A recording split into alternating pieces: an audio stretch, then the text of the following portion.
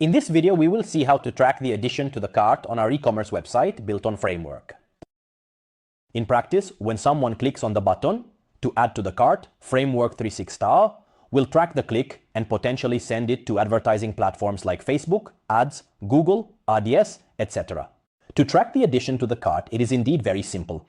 We need to go into the back office of Framework on the left, access the tracking section, and then web tracking. Here, we will need to create a tracking project if we haven't done so already. By clicking on the Add button or click on the tracking project that we have already activated if we have already found the functionality and are possibly already testing it. As we can see, for this tutorial, we have already created a tracking project. We named it Test to understand precisely the functionalities present in this module.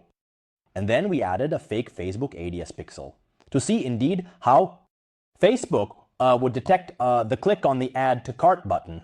If we want to track the click on the Add to Cart button, we simply need to go into Goals in our tracking project, scroll down, and then look for Add to Cart. By clicking on Activate, a box will appear below where we can simply select Automatic Interception as the method for intercepting the goal. This is useful, of course, if the website was built on Framework360.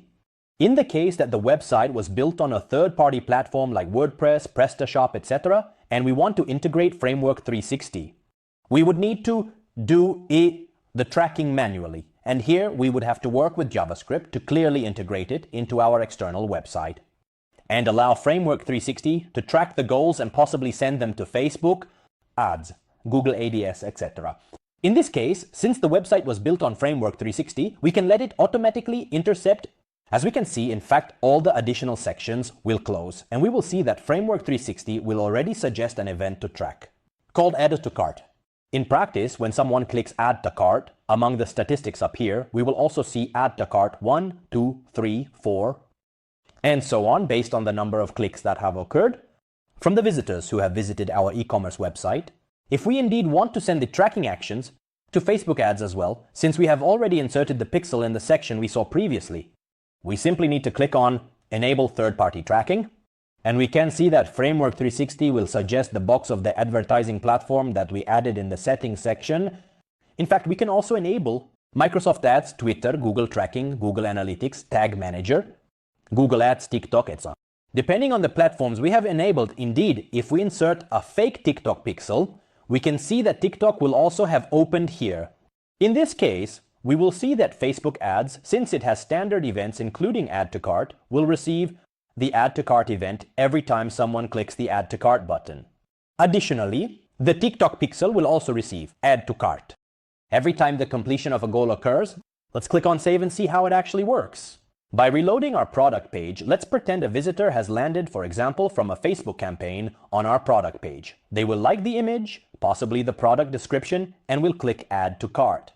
How can we see the product will have been added to the cart and the Facebook pixel will have captured the Add to Cart? In fact, we recommend always installing the Meta Pixel Helper, which is a Google Chrome extension that allows us to see every time a tracking event is triggered. Furthermore, in Framework360 statistics, by reloading the page, we see that Framework360 will have recorded it for us, that there was an event, Add to Cart.